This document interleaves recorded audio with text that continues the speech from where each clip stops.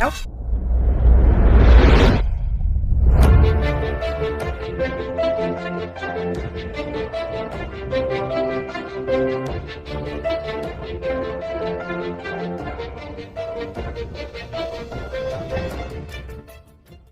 All right, exciting times. Here we are. Um, Welcome on to another episode of Aloha Anonymous podcast, international meetings. Today I have my guest today, Diamond Garcia. Hello, Diamond. Aloha, thank you for the invite. Yeah, shoot. Should I remember you? How many years was that? Oh, it's been a 7 years, 6 years, 6 years? probably, yeah, going back, yeah. 6 years, 7 years. Dad, you started real early, man. I know, Jeez. I know. I look back now and say, wow, I mean, what a journey it's been. But it's been a blessing. I mean, I would have never thought to have the opportunity Yep. and the chances to do what I've done, but it's been a blessing. Yeah. What was your first stages of everything? What was the first thing? 'Cause I think, did you write a book? No. So what happened? So how I got involved in the whole politics, right? So Politics. basically, I went to Bible college on the East Coast, came back, got involved in local ministry. So was traveling the state, the country, the world, really just preaching the gospel and church stuff and all that stuff. And then back in 2017, I got a call from the local GOP chair and basically said that they saw my story on YouTube and wanted me to go and speak at their convention, which I did. And I shared my story, and then it was there that, people like Duke Iona and Linda Lingo said, you know what, you should run for office. I said, oh, no. I would never run for office. That's just not my thing. I'm not into politics, And a long story short, I ended up running for a Senate in 2018 here on the Waianae Coast against Marishin Bukuro. I was blue. I had no idea what I was doing. It was my first time entering that arena of politics. She had like 70,000 in her account. I only had like 3,000 from just fundraising here and there. But I had a knock on doors. And What year was that? 2018. That was And how 2018. old were you? I was 21 years old. Yeah, So. that's cool. I know it was That's unheard of. 21 for Senate District 21 back then. Anyway, so that's what happened. I lost the race, but for a first-time candidate and as a Republican in Hawaii, to get over 40% was like wow. And so we got like 46% in that race. It was a close race actually, closer than people thought it would be. And so from that point on, I got involved in the local GOP and at the state capitol. And so since then, I've been engaged. I currently serve as the chief of staff to the House Minority Leader Emeritus there at the Capitol, and been doing that for some years. And then now also I'm running for State House in Kapolei. So lots of hats to wear. Yeah, I know. You was always in that race. I know you came to me for shirts. Yes, sir. Support local, support local businesses. I'm a firm believer in creating a local market here in Hawaii where we can actually have local families have their own businesses and thrive. Right now, I know there's such a high tax burden here in Hawaii. The cost of living is just outrageous. And recently, Forbes said that Hawaii is the worst state in the whole country to do business in, and that has to change. I've actually had the opportunity to do business in the state of Hawaii, and I have to say it makes zero sense. Yeah. Off camera, before we started here talking, I kind of expressed my feelings how I feel about business in Hawaii, which is like kind of like it's really not possible. And then for the most part, I talk to you, and it seems as if you really understand what I'm saying. I talk to other people who actually in power, they do not understand. They only know what they're told. Yeah. And for every department, every part of in Hawaii, you gotta get all your license, your permits, your all the red tape. Everything. Yeah. Oh, okay. Hey, red tape. Interesting. Red tape. Bureaucracy. Yeah. It makes no sense. It's as if they do not understand, but they are empowered to make decisions. That's the spooky part. Yep. There's a huge disconnect between those in office and the average local person who's trying to survive in a way. That's a problem, and these politicians, I don't know what their problem is. I mean, don't they talk to the constituents? Don't they talk to their family who's struggling? Because I talk to lots of people, and people, are struggling in Hawaii. It's hard to just run a small business and make profit. we all try and keep our prices low for local families as well, but it's hard just to keep the lights on, pay the rent, pay all the GET tax. It's so aggressive. Hawaii has the worst tax burden in the whole country, and that's not going to change if we keep voting in these same politicians into office. Is there a change? There's a change. I mean, the Hawaii GOP, the Hawaii Republican Party has offered that change for years, but people just keep voting Democrat. Also, the big problem is local people just don't vote. That's a big problem. And so, for example, this last election, there was a 40% turnout in the election, which means 60% of Hawaii is not voting. And that's a problem. And in that 60%, there's lots of local families who are currently struggling. And I think it has to come to the point where they realize, if I don't vote, if I don't engage, my family, my kids and grandkids probably can't survive here in Hawaii in 10, 15, 20 years from now. And that's why, each year that goes by, local families are leaving Hawaii in droves. Just last year, 12,000 families left Hawaii, moved to the mainland because it's just cheaper. Rent's cheaper, the cost of living is cheaper. And if nothing changes politically in Hawaii, that trend will not change. Actually, what hurts the most is that, when you're born, you live here, see your family leaving. That's what hurts the most. Yeah. And then, no disrespect, because if we move out, we want to be accepted where we're at. Right. So of course, Hawaii people are going to accept people when you come to the States and you live Hawaii. We're going to try our best, but it's really hard because deep down it's like, yeah. I know. However, it's a plus where I actually understand that all those people who complain about Hawaii, about no more jobs, it's not possible. When they leave, they stop complaining no more. Yeah. That's the interesting part. So is that like a blessing in the disguise, you think, or is that? I guess there's so much more opportunity out there on the mainland where it's more affordable. Things are attainable. Having a house, having a yard, that American dream, right? That people want a good job, your bills are paid, your kids have a good education. There's great, you're well fed. That's the American dream. And unfortunately, if you don't come from a rich family, or you don't have How much is rich? well, right. Okay, so Yeah. So I think it was 2 years ago. HUD basically said a family for making less than $93,000. What's HUD?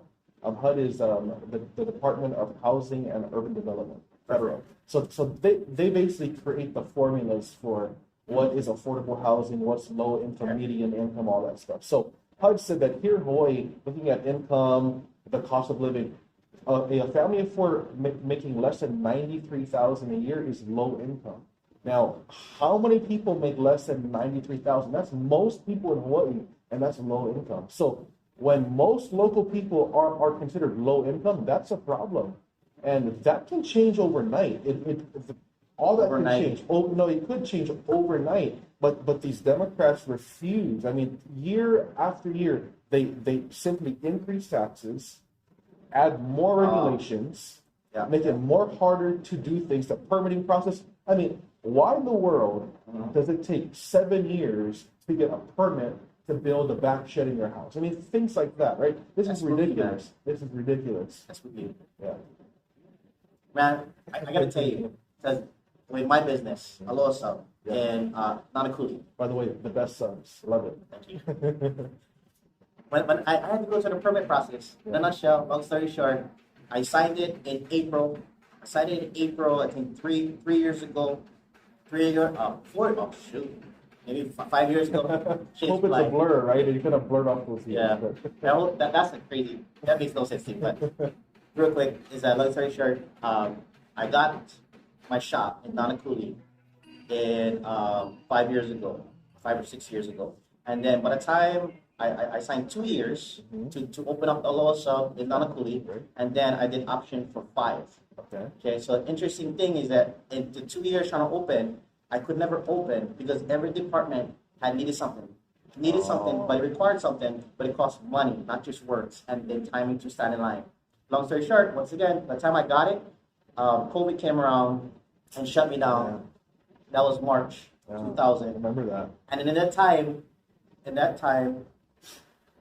At that time, we actually had to renegotiate my lease, but I've never had an opportunity to officially open. So that's hard. Yeah, And definitely. that's what everybody got to go through. Everybody in the Yeah. state of Hawaii who want to start a restaurant, if you know more $250,000 cash, don't do nothing. Right.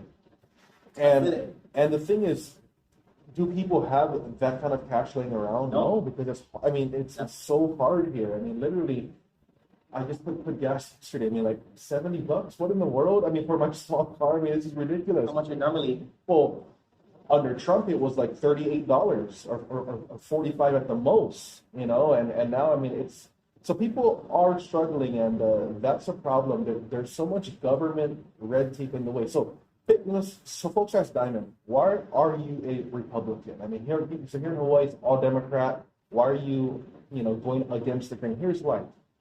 I believe the problem that's facing us is the government. The government is the problem. They're in the way. They're trying to get in the way of families, in the way of business, in the way of free trade, and that's the problem.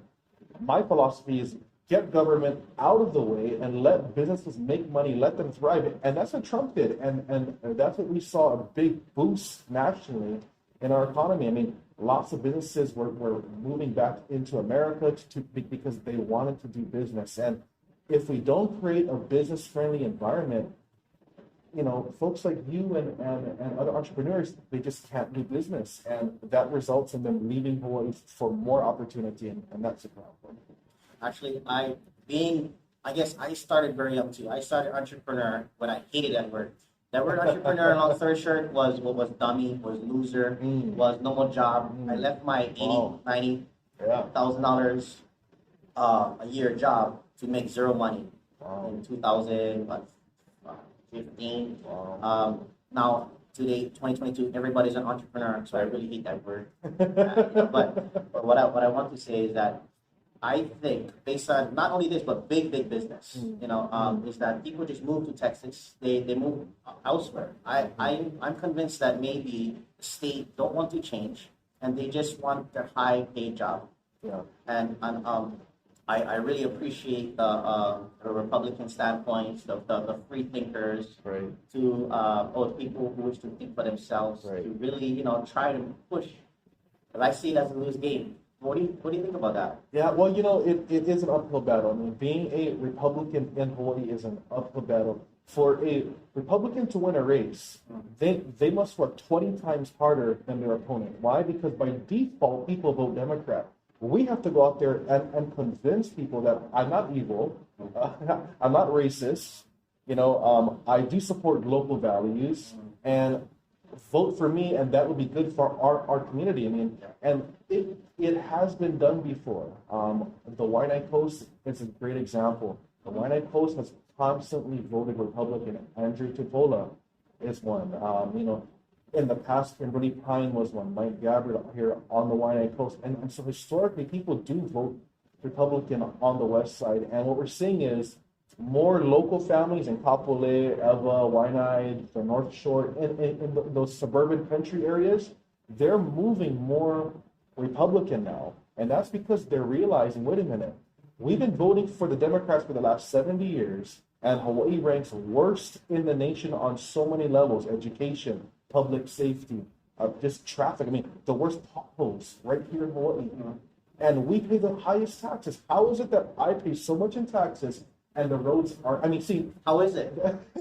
You're in there, man. You're, exactly. You're there. How is it? I am in there. And what I see is these people, They're out of touch. they're completely out of touch. They don't care about the local families. They don't even talk to regular people. I mean, how else would they know? Yeah, so there's just so many problems to fix here in Hawaii. It's very interesting because I actually have a print shop. This Yes, actually a I print remember shop. that. Yes. So I'm going with it. I'm going with it, And I see that, and I noticed that I handled for the west side and all the way to Hilo, Big Island, Kauai side, Kauai 2, where I did all the Republican, the Aloha Aina, everybody but the Democrats. You know why, right? No, I don't. Because they're very, very into unions, right? So I get that, I guess. So unionized labor. So that's what all of their T-shirts has that logo on it. Support unions or whatever. All their business cards has to have that union made. See, I'm a free thinker, free market. I mean, I'm all about local businesses. Let's support local businesses and Hawaiian-owned businesses. That's how we can thrive in Hawaii. So, anyway. I've actually noticed that because actually once, well, if you run Democrat, or if you run Blue, or if you run however you run, I see that once the party takes a hold of you, they kind of take care of you. Right. Because I've been doing this for about 12 years, printing and stuff. Right. Once they get in, I'll mention names later. Once you get in, you forget us. Yep. I not forget us because I feel that way or for some type of way. I'm happy for success in all areas. Where I don't get a call, I don't get a little job, nothing. Once it is boom, it's nothing. Yeah. You know. Yeah. But it's just.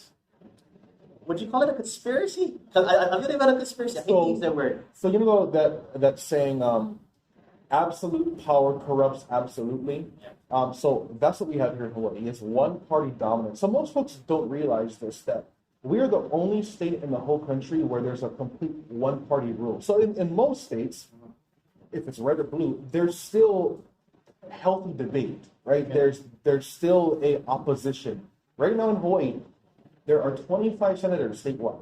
There's only one Republican. So how do you expect healthy debate? Is that Eva Beach? That's Eva Beach. So it's right there, just one out of 25 statewide. So how do you expect to have a loyal opposition when there's only one voice among 24, right? So it's completely lopsided, and that's a problem, and that's why we're seeing a breeding of corruption. Ty Cullen, bribery. Connie English, bribery. Sharon Har, arrest. Matt LaPresti, arrest. Why? Because when there's complete power and dominance, these guys go unchecked. They think, I mean, I'm going to win anyway. These idiots keep voting Democrat over and over and over. They don't care. And the locals, they don't even vote. So why even worry? And that's why they're so arrogant to get involved in now committing crimes for their own personal benefit. And that is why we need a healthy two-party system. I don't care what party you're in, it's always important to have that balance because it keeps the other faction in check. Right now, here in Hawaii at the Capitol, Scott Psyche, he's the Speaker of the House, right? So how it works in there is, and folks don't realize this, they own you. If you're a Democrat, your first year in office, they'll tell you, don't speak on the floor. Shut up. It's a real thing. It's a real thing. Shut up and vote yes on everything. And these guys do that. And you heard it personally. Yes, absolutely. And I mean, I see it every day out there at the Capitol. And that's why I'm running as a Republican, because I'm not going to go in there being owned by this big establishment party who runs Hawaii. I'm going in there to fight for local families. I'm going in there to go against the grain and try and move Hawaii in a different direction, because for the last 70 years, we've gone in that one direction and it's failed us. It really has failed us. When more Native Hawaiians live on the U.S. continent than in Hawaii, that's a problem. And that's a result of the high taxes by Democrats, the high burdensome regulations being pushed by these Democrats. And you know, we tried to reduce that burden when Linda was in office, when Tupaiona was in office, but we were stopped by these big Democrats in the legislature. We're the big. So right now you have Scott Psyche, the Speaker of the House, and he leads a faction. So how it works is the Speaker of the House appoints all the committee chairs. So that's why, So they appoint the chair of health, the chair of the judiciary, the chair of finance, and so that's why the leadership question is always a big question. Like, do I have the votes? And that's also why now the money comes in. So Scott Psyche, for example, in 2020 here in Nanakuli, I ran for state house against Stacey Lynn Eli. Well, guess what? She's a yes person to Scott Psyche. And that's why when they realized that her campaign was in trouble, Scott Psyche, Sylvia Luke, and that machine dumped in $70,000 into her account against me, and they won.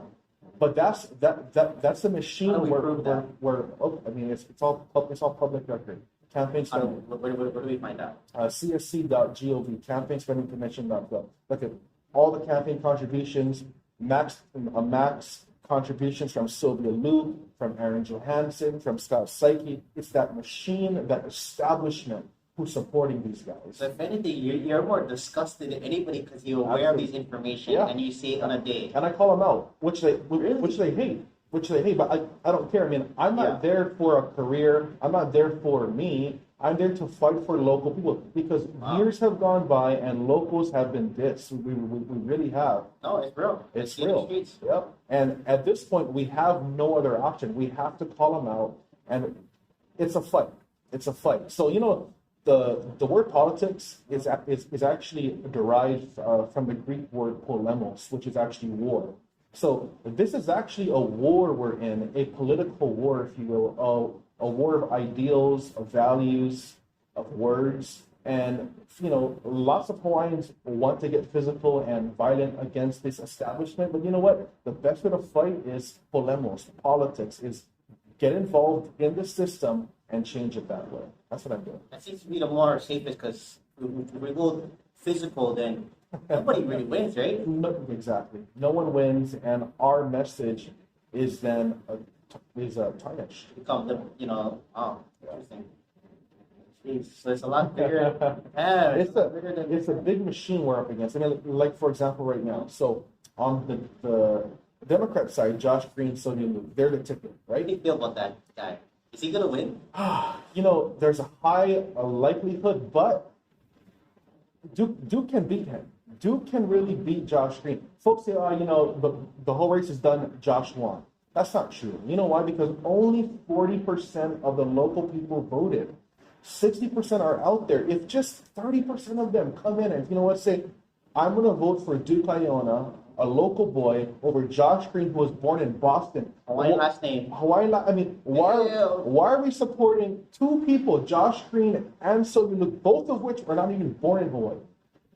They're not from Hawaii. Yeah. And they're leading that party. We're offering Duke Iona. It's always been that way. It's always been that way. 1893? Yeah, overthrow. And it's 2022. 2022. Foreigners still run Hawaii. Right, but that's because the local people don't vote. Our queen said, after she was overthrown, she says the most powerful weapon the Kanaka has is the power or the weapon of their vote, she says. And so you believe in the vote system. That's the only way that we have a say. And it's so sad, most Hawaiians don't even use that weapon. Jeez. And so one example was Prince Fahil. So Prince Fahil was actually royalty, of course, right? When the whole thing happened, the overthrow, he actually got violent. He wanted to go in there and restore the kingdom. So he got violent. He was arrested and sentenced to execution, actually. We have a year? Or this was the Wilcox Rebellion. I don't know exactly what year. But yes, it was post 93. And so what happened was Prince Fahil realized, wait a minute, I can't get physical because physical won't get us in. Yeah. So what did he do? Prince Fahil became a Republican. And Prince Fahil, the father of the party, said, I'm going to run for Congress and represent my people in the U.S. system. So he ran for Congress as a Republican here in Hawaii, won. He was our delegate to Congress, and that's where he got passed the Hawaii Homes Commission Act in 1921. He actually pushed the first statehood act. Why? Because he said the only way we as a Lahui, as a people, can get ahead is if we get into the system and work for ourselves. And that's what we got to do. So queen, king, they came from the monarch system. Yes, a monarch. How does that work when you have a monarch system transferred over into a what would you call it? A democracy. Yes. So currently, what we have is some say democracy, what I call a republic. So it's a representative government, right? And so the monarchy. So there's a difference between a absolute monarchy and a constitutional monarchy. So a constitutional monarchy was a king that was elected, like King Kalakaua. He was an elected king. He wasn't part of the royal family. He was. So once he was elected, right, then his sister was a princess, and then of course his kids and all that stuff. But yeah, so that was royalty. In the olden days, what the king said was law. Okay. Nowadays, it's different. I mean, they're more figureheads. But during the transition from Hawaiian Kingdom to the Sanford B. Dole, Hawaii, to the state of Hawaii, is a different.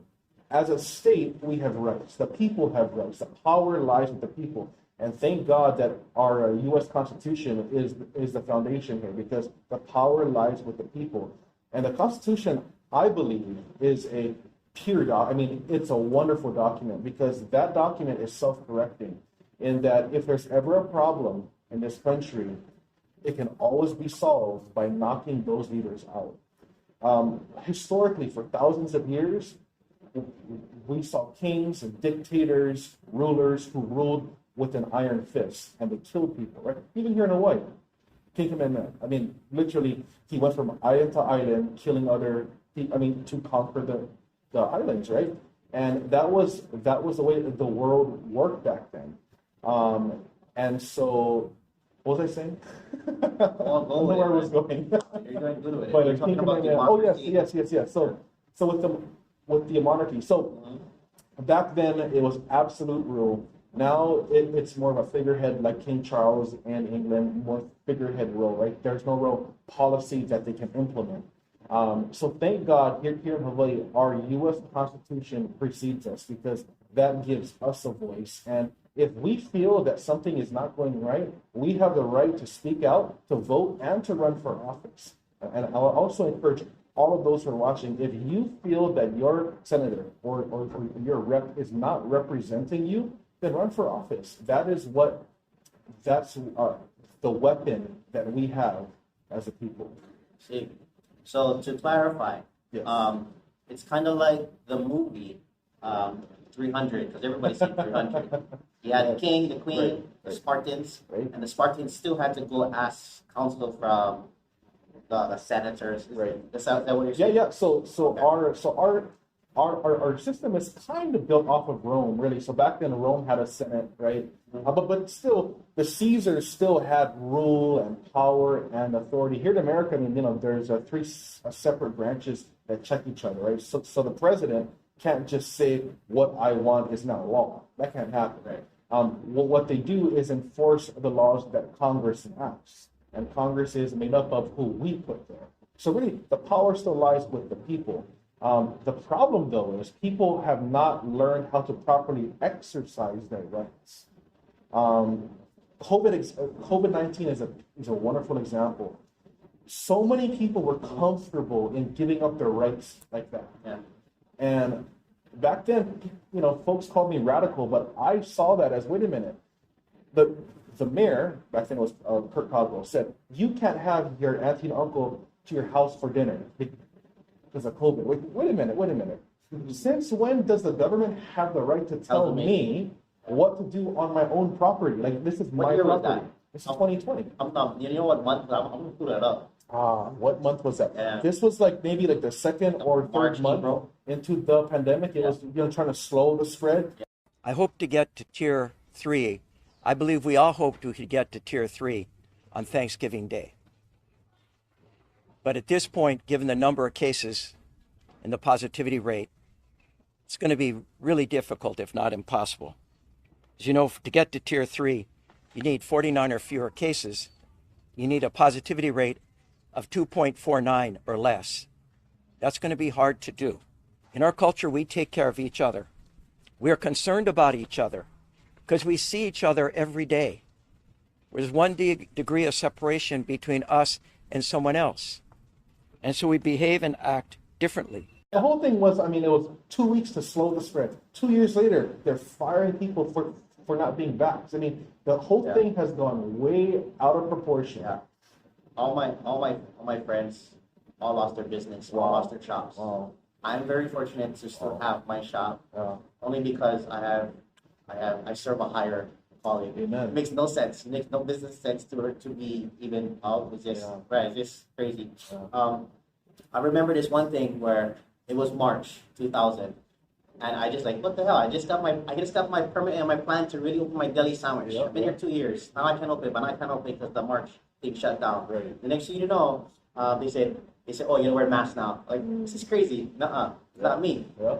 Next thing you know, like a month later, it's like, oh, you gotta be in your house by 11. Do you remember I that? remember that curfew. That blew my mind. The I'm curfews. like, what I the in hell? fact, That blew my mind.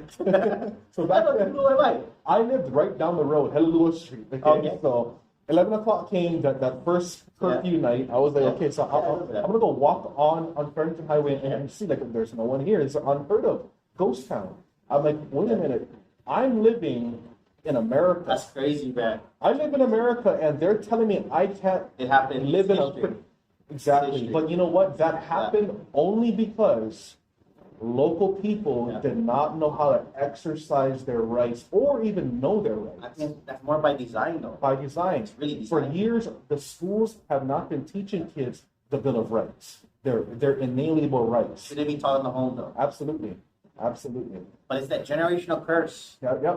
Because the That parents don't 1800 know. Yeah. Because the parents don't know it. Their grandparents don't know. 1800s, they didn't know it. They still don't They're know. trying to keep local people illiterate. And how they're doing pretty good at it. They didn't. Yeah, exactly. Yeah, that's They're doing crazy pretty stuff. good. But locals are waking up. They're waking up. They're waking now. up, but they don't vote because I see them tuning into the TV, Right. the news, Social the media. programming. Yeah. I noticed that when the president was trying to get to office, I'll bite it. it was interested. It's interesting because the the vice president of the Donald Trump had 50 times bigger following on social media. Oh yes. And then I was like, this is crazy. And the crowds too. The crowds too. And then Trump went his own thing. He made his own. He made his own. And Biden still struggled to keep a presence in the social media, Facebook algorithm, the views. So like, I wonder if the people have an opportunity to view Trump's page instead of Biden's page, but actually fail to vote. You think that's the real thing in the state of in a world? Yes. The world will view Trump page on his stuff and fail to, Yes. but you telling me all the little people actually voted? So, okay, so nationally, I mean, I might be called crazy for this, but when you look at the election, I think you're gonna be true. I- You're gonna be called crazy, but then later on they're like, oh yeah, I you're think right. so. I mean, you're right. Historically, I look at you're common right. sense, Con. I mean, I look at a Trump rally, like 30,000 people. Biden, like 60 people. And you're telling me he got 85 million votes? Really? 60 people. I remember that video. Like, dude, A little video. I mean, he has cars honking in this I remember crowd for that. him. So honk if you want America to lead again. Honk if you want America to trust each other again.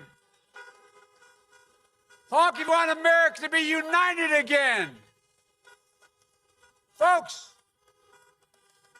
we cannot afford 4 more years of Donald Trump.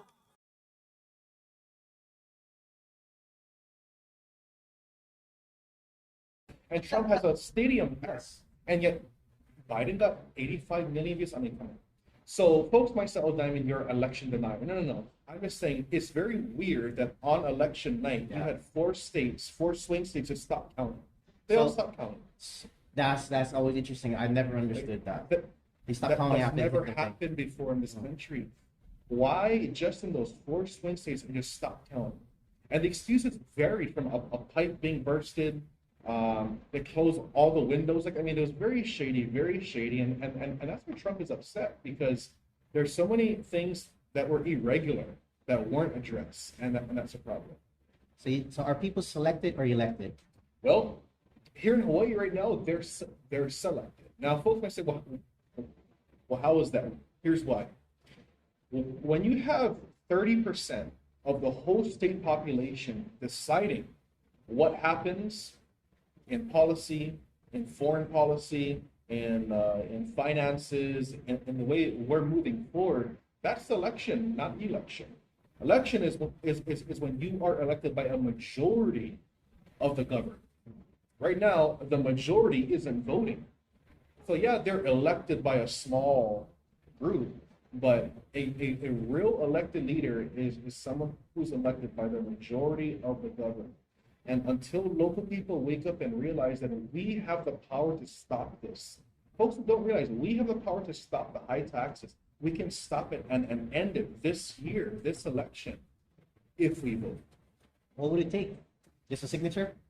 It takes literally 1 minute. Go on to the office of No, election to take the tax register. down. To take Oh. the tax down. What would be the That so if we win the governor's race, Mhm. Duke can veto all those bills, and I guarantee you, these Democrats in January will pass more tax increases, more regulations, Yeah. more More the fees, same. more the same. Now, if we don't have a governor to check them, to veto, it's going to pass. It's going to pass. And folks think that Ige's bad, that he's liberal. Josh Green is 20 times more liberal than Ige is. It'll be worse. does Green make his own decisions? What do you mean? Whatever he wants, is it something he feels right that he wants, or is it something upper high is telling them? Well, I mean, Is there a higher, what is that majority leader guy name? Oh, you mean in Congress? Yeah. Well, yeah. So Likes or whatever you call it? Like the majority leader in the House. Psyche? Yeah, Oh, Psyche. Is there a the higher Speaker of the Psyche? House.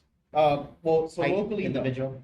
So locally, no. So Scott Psyche is the head of the what we call the legislative branch, right? The House, Legislative. the, Okay. the Speaker of the House, him and the President of the Senate. Those two guys. Josh Green, if elected, would be head of the executive branch. That's the governor. Oh. And the governor then appoints all the directors, DP, I mean, the public safety, the health director, the education, all that. Then there's the Supreme Court, that's the judiciary branch, right? So there's heads of each branch, and so Josh would stay in his own lane. But the power that the governor has is to veto bills. And so that's what Lingle did when Lingle was governor. Remember that? When Linda Lingle was governor, I was back in like 3rd or 4th grade, and I remember people would call her names and stuff like Lingle and all that stuff, but folks don't realize that she was the first Republican elected in Hawaii, and she had the power to veto, and she did veto, and that is why those Democrats hated her, because she would stop tax increases, she would stop fee increases, and they were so arrogant that they would actually convene a special session to override her vetoes. That's what we're up against. Special session. Special session. Is there another word for that? No, that's what it's called. So It's like a secret meeting. no, It doesn't call up a secret meeting. It's all public. Okay. It's an unusual meeting in the sense that it's happening outside of the normal time horizon. Okay. So normally session happens from January to May each year here in Hawaii. January to May each year. A special session is when the governor can call for a special session where he convenes them together, or if both chambers agree and they convene, that's a special session to pass certain things. For example, gay marriage was passed in Hawaii in a special session. I see. Yeah.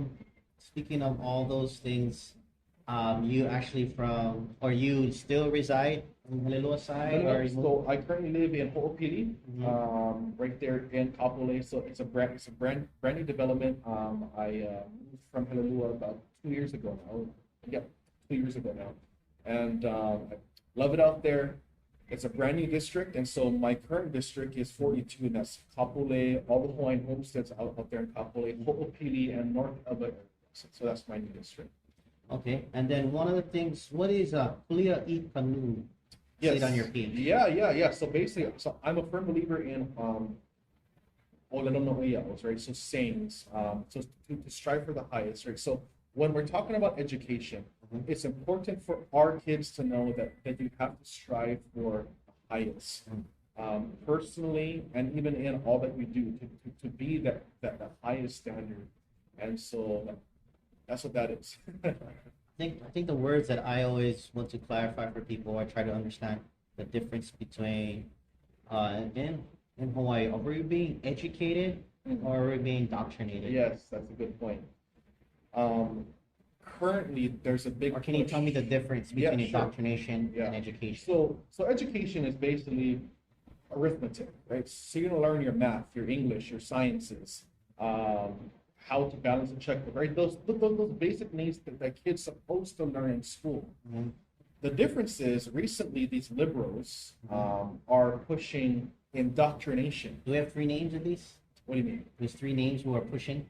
Oh, here in Hawaii? Oh, Yeah. yeah, dude. There is EV3. last session there was a bill, House Bill 1697. It was let me see, Peruso of Wahiwa, Amy Peruso of Wahiwa, Janae Capella of Kona, Linda Ichiyama of Salt Lake, Adrian Tam of Waikiki. I mean, I could get 20 names if you want, but, these guys I are like how you're pushing. fearless. Oh, I don't care because I like because it's wrong. It's wrong. They're trying to teach our kids, this transgender BS. So, okay, so this hits home for me because my niece who went right here to L. I'm kidding. And so she came home one day. She's in fourth grade. She came home one day and said, "I'm pansexual." I said, "What is that?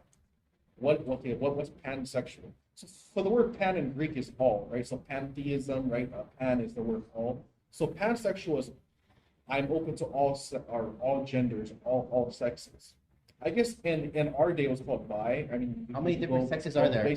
Oh, exactly, right. So they believe there are literally like 23 to 26 genders. That's how insane these people are. What third grade? Fourth grade. Fourth grade. Fourth grade. How much do we have? You say we have. There are two genders. Two, right? There are men and women. Okay. I mean, that's That's there's always double check. been. There's a. Okay. I mean, sorry, there's a penis and a vagina. That's just the way it is. Basic biology. And I understand there are gay people and there are people who feel that they're they want to be a Give different me at gender. least 10 different genders. Oh, I mean, Oh, that they that came they up say with. okay. I don't even know all of them. Yeah, I know give me some. there's Give me male, some. female. Yeah. There's trans male. There's trans female. Okay. There's the non-binary stuff, right? Yeah. Which they say is like I'm both. Right? In all honesty, and some folks might hate me for this, but that is mental illness. Yeah. It's mental illness. Now there's the whole pronouns debate too.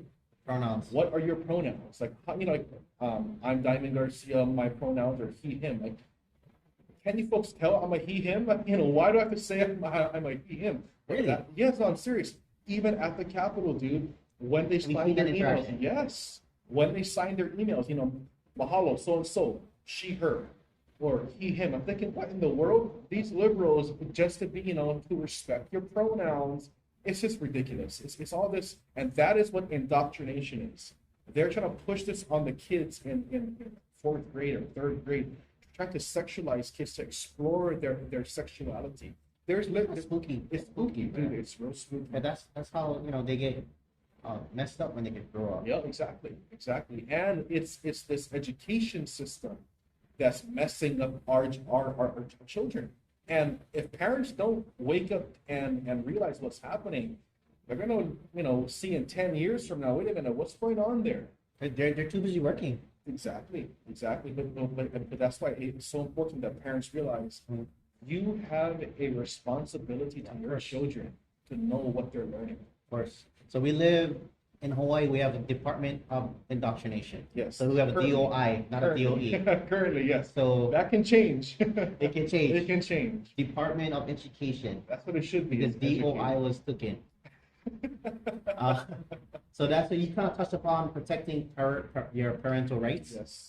Yes. So so one of the bills that I'll introduce in January is a bill that would basically say that all parents in Hawaii has a parent bill of rights in school. So parents, so parents have the right to know what's in the curriculum. And here's why: because parents have called the schools, asked them, send me a copy of the curriculum that my kids is learning, and they were told no. Is it already written, Well, that bill, or you have the layout, something where we can look for? yes, so that bill will be patterned after Florida's bill, Oh, okay. the parental bill of rights thing.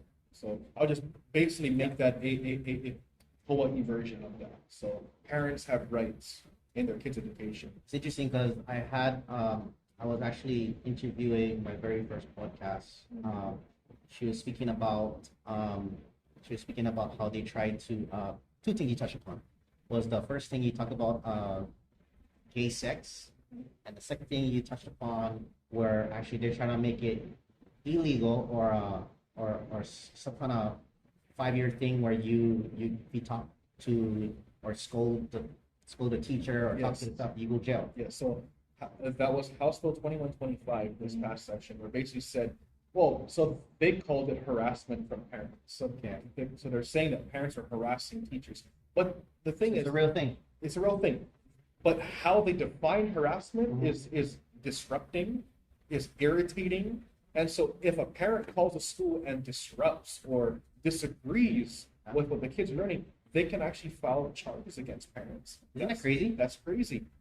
But that's just not happening locally. It's happening nationally. It's already happening elsewhere. Happening elsewhere. Where is it happening right now? Nationally. So the National Justice Department under Biden basically weaponized the Justice Department against parents, calling parents domestic terrorists. Yeah, If you that's interesting. disagree with this liberal transgenderism wokeism, they labeled you as a terrorist to What our is that country. woke? So the word, well, Because I hear it many different ways. yeah, the word woke is basically this new enlightenment to all of this crazy nonsense, like pronouns, the transgender stuff. It's it's you're being woke. Like for example, they're teaching our military cadets now in basic training pronouns. Like we're about to go to war with China, and they're learning calculus and We are. trigonometry, and our soldiers are now learning about transgenderism. I mean, come on, it's ridiculous. That's wokeism.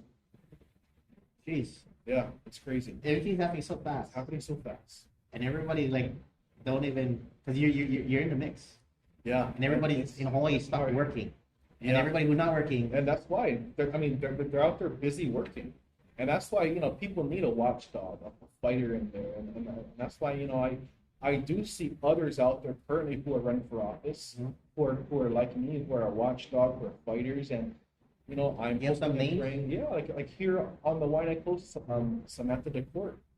She's a fighter. I mean, on the North Shore, Brenton Owa, he was fired from KITV, but he's now running for a state senate.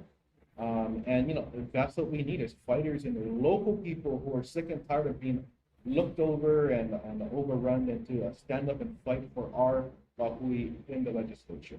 Yeah, that's actually real bravery. Jeez. We got to. I mean, if we don't, Yeah. what's going to happen? I see some of our leaders. Kind of quiver in their boots. Yeah. And when you mentioned to me that psyche guy, they make you feel so important to say whatever he says. I've seen that. I've seen our own leaders kind of like quake, like, oh, Oh, yeah. don't, Kalani, if I ever free you do this to me, or if they find like I told you that you told me, like, what the hell? And now you're leading our places, like, holy smokes, that's spooky stuff. Can be All these manipulated. guys- exactly, and they're controlled. All these politicians are controlled, and nothing against them personally. They're nice people personally, but I don't trust you if your campaign is financed by all the unions in Hawaii. If your campaign is financed by drug dealers in our community, I don't trust that. And our families out here should not have to put up with that. And that's the way it currently is. Is that why most Republicans don't get Yes. union money? Yes, because we are about fighting for everybody, not just for those who are in the union.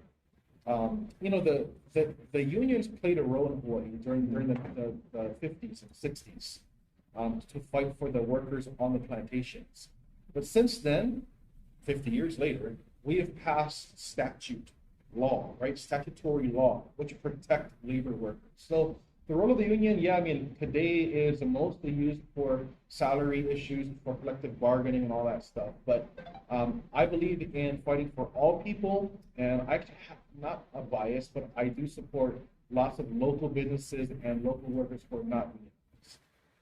Yeah, union is very big in Hawaii. I remember, and I still hear it to this day because I've always asked questions. I've seen it that I was there when they said, "Oh, we are Democrats," Yeah. and then this is before the rail. Right? Yeah. I didn't know what a Democrat was. Yeah. But you want the job. We're raised that way here in Hawaii. It's always Democrat. It was just always that way. And then the rail is a big thing. This is like 2007-ish, 2006 when Mufi was mayor. It was the big rail debate, right? It was stop rail or it was go rail go. Remember that debate? How is Smoopy doing these days? How, You know, how do you, in a sentence, how is he? He seems to have a really good job. Yeah, he does. I mean, I saw a movie, was it a few months ago? He's head of the Hawaii Lodging and Tourism Association, right? Good job, So, huh? it's a good job. I mean, his He got a good salary. absolutely, and it basically just that role is to look out for the interest of the hotel industry here in Hawaii. So that's what he's doing. Will Ige have a good job? Oh, most definitely. All these guys, you know, it boggles my mind how they can enter office poor Is it and frustrating? leave rich. Yeah, it's frustrating. That's for example, Pelosi. How is it that she was elected in 1992, I think it was, or whatever, to the House? You know, a regular middle income person. Now she's worth hundreds of millions of dollars Off the working people. the working people, and that's because she's using her position with insight that she has as Speaker of the House to tell her husband, "Oh, buy stock in this company next week." Is it illegal? It should be. Right now, it's not. It should be legal, but you know why it's not legal? Because the people who are in office are doing it, and they don't want to make it illegal. Interesting. Yes. So Trump made his money. The last president made his money. Trump made his money off of his life, business, all that stuff. This current president has made his millions off of the working people of America. I mean, Joe Biden is the career politician. He's been in the Senate since he was like 26 years old. He's almost 80 years old. His whole life he's been in politics. Do you think it's good that he never gave up on? Because on the other side, he's never gave up, and he's Right. finally been what he wanted to be. Well, What do you say about that? Joe Biden gave up a long time ago. He is a puppet right now. He's being used. I mean, if anyone thinks that Joe Biden is in control of our government, I mean, you've got to be smoking rocks, because the guy doesn't even know where he is. He doesn't know who he's talking to. He doesn't even know what day it is. He can't even give a complete sentence. You don't think he makes his own decisions? No, he doesn't. Who makes his decisions for him? It's that liberal woke machine that's behind him. They control the White House. They control his Twitter account. I mean, that's why. Well, I know he's not tweeting, Oh, but exactly. I know if Trump wasn't banned, he'd probably be He would. he'd be tweeting. Yeah. I know. So, yeah, no, Joe Biden is not in control, and it's scary. It's scary to know that we have a weak leader, and you know that puts our national security at risk, because you have countries like China and Russia who are now looking at us like, wait a minute, you're not strong anymore. And you see, when Trump was president, countries respected America. North Korea, they backed down. I mean, they literally backed down and stopped threatening to nuke us because Trump was tough on them. And now Biden, I mean, he is so weak. Look at Afghanistan, that withdrawal there. What was the date on that? I'm Oh. gonna pull it up. This was last year. I think we're well over close to maybe 200 days Well, after that. That's gonna come. That's gonna come back in the future. It's gonna That's come- gonna hurt the It's gonna- military. Yeah, Or hurt us. exactly. So was that created? You think it's all planned? I believe it was it's pure incompetence Is there a reason he would want to destroy to? America. Give me the other side. No, like, Well, because everybody who's everybody. Oh, I understand. I asked the question. What? Can you give me a opposing view, or give me an actual view why it would be have done? yeah, I mean, Can you come up with one? no, I can't. I mean, really, because I mean, what sane person would withdraw our forces that way? I mean, who leaves civilians behind? I mean, it's common sense. You take out our people first, and then you take our stuff out, and then we leave. These guys literally left American citizens to be slaughtered by terrorists. They left our weapons, $85 billion worth of airplanes, machine guns, technology, tanks, we gave to the very guys we're fighting against. Now, I mean, is that just Is that coincidence? incompetence or coincidence? What is that? Or was it on purpose? I Defense? mean, What do you feel? I mean, honestly, Connie, I don't know what general. I mean, because these guys aren't really dumb people. They have No, to they're be not. smart. I mean, what person would literally leave our own equipment there? Everybody said. It has to Everybody be said okay. intentional. Yeah, exactly. And ultimately, the buck stops with the president. He makes the final call, and he gave the okay. What if the generals say no? Then his orders still supersedes them because he's commander in chief. Would they lose? Would they lose their job? If they go against the president, most times they will. I mean, and that's why Trump went through multiple generals, because if they pushed back, he basically said, "I'm the boss, and it's going to go this way." Damn. So. So is there are we, is there anything Is for there the hope? future? Is it bright? Is it bright? Is there hope? Well, For yes. Hawaii. For Hawaii, yes, it is bright. Local people are waking up, and as I go out there and knock on doors and talk to local families in the homesteads and in the community, what I'm seeing is local people who for years have voted Democrat or have not voted are now realizing the importance of voting differently and voting Republican. I always tell folks, if you want to see a Hawaii where your children and grandchildren can survive in and thrive in, you have to vote Republican, not for the party's sake, for our own sake. I mean, what is the definition of being insane? Doing the same thing over and over and over and hoping or expecting for different results. That's what we've been doing, guys. And it hasn't been working, so we have to vote differently. And yes, the future is bright. And ultimately, at the end, I'm a Christian, I'm a believer, and no earthly kingdom is ultimate, but at the very end, there will be a kingdom that rules this world, and that's God's kingdom. And so, yes, the future is bright. Actually, that's actually one of the things I also want to get into. When you come to my deli, you always order a veggie sandwich. Yes. So you are also a practice vegetarian? Am I running around? Yeah, I mean, how do you I do that? believe that health is such an important thing for our lives, especially for our local people, our Hawaiian people. On the Hawaiian coast, we have some of the worst health statistics in the state with hypertension, with type 2 diabetes. Where will you find information? Health department, it's all there. Okay. I mean, it shows you by zip code, Really? by community, all the health stats.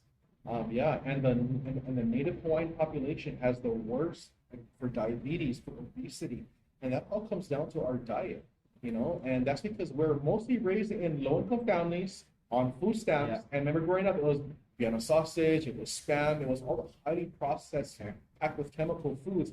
And 40 years later, we're chopping toes off now, right? Because of our dietary choices. And our local people need to have the education that we should go back to eating what's grown locally, support local, eat kalo, eat what's grown off of our trees, support local farmers, and eat that way, and that will, restore health. So, Is your parents vegetarians as you? no. So Full-fledged no, Polynesian? they're completely meat eaters, regular local families. I go to my siblings' house and watch them feed their kids, and I kind of cringe sometimes, thinking, "Oh, it's not good for them." But I come from a regular local family. I made that decision growing up to eat differently. Also, as a Christian, the Bible says, or God says, "I wish above all things that you prosper and be in health, even as your soul prospers." So What part is that? that's in the New Testament. I think it's 1 Corinthians somewhere. I have to find that for you. But it says, "Beloved, I wish above all things that thou mayest prosper and be in health, even as thy soul prospers." And the Bible is very clear that God cares about our health. He does, and that's why He asks us not to eat certain things. Like, for example, in the book of Leviticus, chapter 11, He says, "Don't eat pig; they're unclean to you. Don't eat shellfish; they're unclean to you." And you look at, was God just being arbitrary, or was there actual insight there? There's insight. Look at all those who eat shellfish, or pihi, and mussel, oysters, over and over and over. They end up with gout. You know why? Because shellfish has a high content of uric acid. Pork has a high content of uric acid. And those were the things that God said, don't eat it, because it's unclean to you. I noticed that I noticed that a lot of Polynesians, they eat pig. Yeah, it's a staple. Why did God make it so tasty? We gotta ask God that. I don't know. But yeah, okay, honestly, Yeah. it's tasty because people add salt to it. I mean, if you just take one regular piece of pork chop and fry it, and you chew that thing, I mean, it tastes like pig. It's not that flavorful. Okay. But when you add the Hawaiian salt and Got you it. add the liquid smoke and you pollute it, think, oh yeah, it tastes great, right? But yeah, so it all comes down to seasoning. So when you season your vegetables properly, it can taste well too. Yeah. Because with a diet, I see it is very expensive because I actually go Whole Foods. Yeah. Every time I pass there, Yeah. I put in my schedule to know that I'm gonna spend $20 and I'm gonna nice. get my Whole Foods always. Good. You know, not even when I get the deli, I only try to eat it, but it's so interesting, difficult because it costs a lot of money. It can be expensive if you start using lots of the meat substitutes, or like the fake bacon or the fake meat and all that. That's pricey, but it can actually be cheaper to go vegetarian if you eat lots of beans and lentils and lots of vegetables. I mean, I go to Costco, get a big bag of spinach. It's like $2. I mean, it's cheap. A pack of steak is like almost $50 now, so that's expensive. I think when folks say it's cheaper to eat unhealthy, yeah, it is. If you're eating all the processed canned goods, it's cheaper that way. But at the risk of what? Having diabetes like 10 years down the road? It costs more. It does cost more, down the but line. it's a sacrifice. But it can be comparable or even cheaper to actually go to a vegetarian. So, Yeah, because I noticed that everybody on the West Oahu side, it's like like clockwork. yeah. Pick up the Great, kids, great. McDonald's, Great. come Yep, home, easy. ice cream, Easy. come home, KFC. Yeah. Is this a? It's a cycle. It's a cycle. It's hard to break. But yes, Because they're in to mold. break. It's hard to break. And that's why, Connie, lots of folks don't talk about this, but folks don't realize that, they say, oh, I'm diabetic because my father was or my mother was. First of all, diseases can't be transferred. Some say, if you're pre-exposed from your parents, then you're more likely to get it. Diseases aren't transferred. What is transferred is lifestyle and dietary choices. Kids eat the way they're raised. They eat the way their parents eat. And that's what's transferred. If the parents eat plate lunch every day, white rice, mac salad, meat, that's animal fat with just starch. I mean, that's not good for you. And if you eat that every day, your kids will eat that way. And that's why diseases are, say it runs in the family. But what really runs from grandparents to parents to children is dietary choices. See that? So you don't agree with those guys who say, oh, we're alcoholics. It's in our blood. Not at all. And in fact, alcohol is not good for your blood. So It's interesting on this topic. I just found out last week Saturday that my sister is 9 months younger than I. So she just had her birthday. She's 33 now. So me and her for 3 months or 2 months. Mine is November. We are the same year. 33 years old. Wow. My sister at her birthday party at her house, she had a needle. I was like, "What are you doing?" Oh my God, she's diabetic too. Oh, insulin. Yeah, she's insulin. My mom too. My mom's diabetic. My mom is too. Yeah, I mean, it's got a. My sister's on her way, but she's only 27. But see, that's crazy because you look back like 10 years ago, those were diabetic were in their 60s. They were older. Now people are young. I mean, even kids in like 15, 16 years old are diabetic. They are diagnosed. They're diabetic. diagnosed. Yes, and let's not forget that diabetes is 100% reversible. It is. It is. You can regenerate your pancreas to start working again. If you go plant-based and let your body heal itself, your pancreas will start to produce insulin again. I don't have any permit or license to practice, but my thing is, if I get a cut Yeah. and it heals, Yeah. I think every other thing, unless you cut it off, Right. then it's hard to grow Yeah. back. But if I can cut myself Yep. Body accidentally, heals itself. Yeah. it heals itself. So wouldn't it be able to Absolutely. form naturally? But it can't heal itself if you keep putting poison into your body, which kills those organs. So what causes these things, diabetes, is your pancreas isn't working properly because you've been eating all these things packed with chemicals, animal Oil fat, all that stuff. Yeah. And mostly, what blocks the on the cell level, what blocks your pancreas from working properly is animal fat.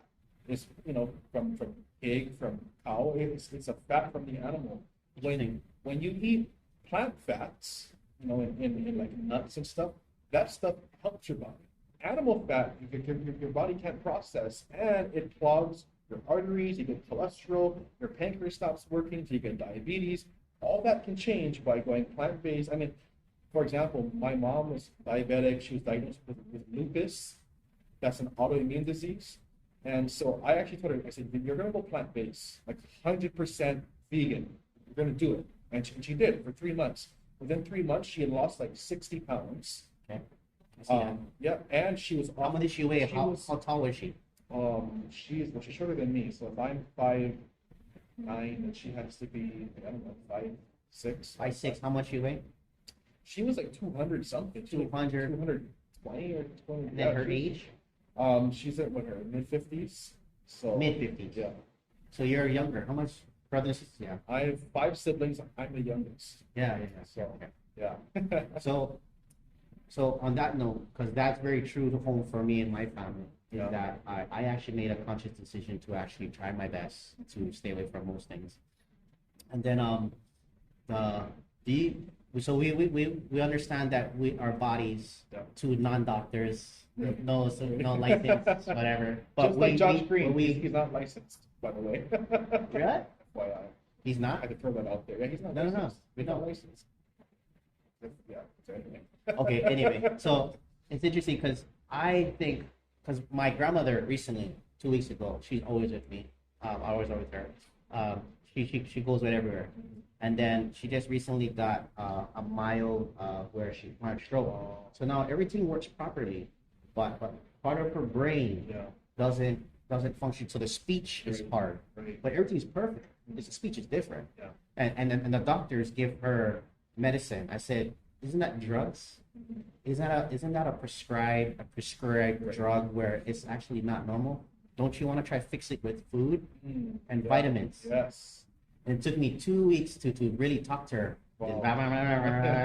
But I'm not talking at her. I'm just posing questions Yes. and having them Yes. being self-evident. Yeah, exactly. Make people question their choices, because we have gotten into a rut where we just do what we're told, like robots, right?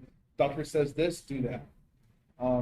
We should question things and get to the root cause. So I'm very root cause oriented, not just in politics, but in health as well. If you want to fix a problem, you get to the root cause and find out what's causing the problem. Our state has always proposed band-aid solutions, never addressing the root of health. I mean, so for example, I have high cholesterol. I go to the doctor's office. Do check you? my blood. I don't. But I'm just Okay, saying, I have to clarify. For example, Wait a minute. Yeah. for example, Okay. say I have high cholesterol. What they're going to do is give you a statin, a pill to lower your levels. Is that going to fix the problem? No. That's a band-aid for the problem. The problem is your diet. Yeah. What you You eat, keep eating that way, it's not going to go away. It's going to keep building until you have a massive heart attack. but they make money. But they make money, and it all comes down to money. And folks might say I'm crazy again, but I don't care. It all comes down to Are they money. misinformed? Yes. I believe the pharmaceutical industry has killed a lot of people. They have killed a lot of people. They saved a lot of people. Yes. So it's a double-edged sword there, right? Yeah, because I always try beat the median. Yes. I might So, yeah, lean more towards you in many ways. so let's just say this. I am not opposed to medicine. I'm not opposed to doctor care and all that stuff. I firmly support it and believe, there should be adequate funding there as well. But there's a difference between allopathic medicine and homeopathic and naturopathic. So folks say, what is all of that? Sure. So allopathic is the normal. I go to the doctor's office and I'm packed with pills. I go to the pharmacy and I get my pills. I just take pills, and that saves lives sometimes. Is that a vitamin or is that a drug? That's a drug. So that's allopathic medicine, right? Then you have homeopathic, which is a mixture of both natural and allopathic. And you have naturopathic, which is okay, so let's address these issues with a diet change, with adding this supplement to my diet, adding this vitamin to my diet. Is that beneficial to the doctors who prescribe it? If they care about your health, yes. If they're there to make money, no. Is it a conflict of interest to prescribe them something you can get at Walmart? Is it a conflict of interest to Yeah. prescribe someone like Tylenol? Sure. I mean, I don't think so. Maybe I'm asking it wrong. Would it be beneficial to the practice to make them get their Oh, yes, medicine, definitely. Definitely, because you charge them to prescribe. because they already get paid for the visit, Yep, and then they get paid to again prescribe. to prescribe. And then the pharmacy makes money from the insurance company, right? Okay. And then, I mean, yeah, so it really is. I mean, we could save people so much money in medical bills if we taught them how to eat properly. It's hard to do that. It's hard to do that, and I intend to do that in office, is to establish these health education seminars in all communities across our state, because our local people need help with dietary choices. Where does this? So are you getting in, getting out, or do you plan to go to the top? Honestly, I don't know. I live one day at a time. I do what God asks me to do, and I just pray that I'm faithful to God's will. If that's to remain in politics, then so be it. But if not, then so be it. So it's faith driven. Faith driven. I mean, right now God has opened doors, and I'm gonna walk in them and be faithful to Him and to serve my community to the best of my ability. And then from there, we'll see where God leads. Well, shoot. I know you're a busy man. It's kind of hard getting hold of you, but I'm glad you made it. Hey, thank you so much. It for seems the to be invite. political season. It is. Who actually? Because I notice what time of year it is when I see the banners go up. Yeah, yeah. So Every who's in charge to years. take down the banners? Well, Nice. it's up. There is no one really in charge. I mean, that's just up to the campaigns. Should we put a law on it? Should we put a law on it? Maybe if you want, Yeah. I can introduce a bill for you if you want. By this date, all banners must come down. Might or as well. whatever. It might as well. Huh? Jeez, Make it they easy, get because- they get for everything. Yeah. Well, thank you for joining us. Hey, thank you. Where are you running for again? I'm running for State House District 42. That's Kapolei, Port Opili, and Elmo. Well, thank you, Diamond Garcia, for coming out. Thank you, God. Appreciate that. See you soon. Good luck. Thank you. All right.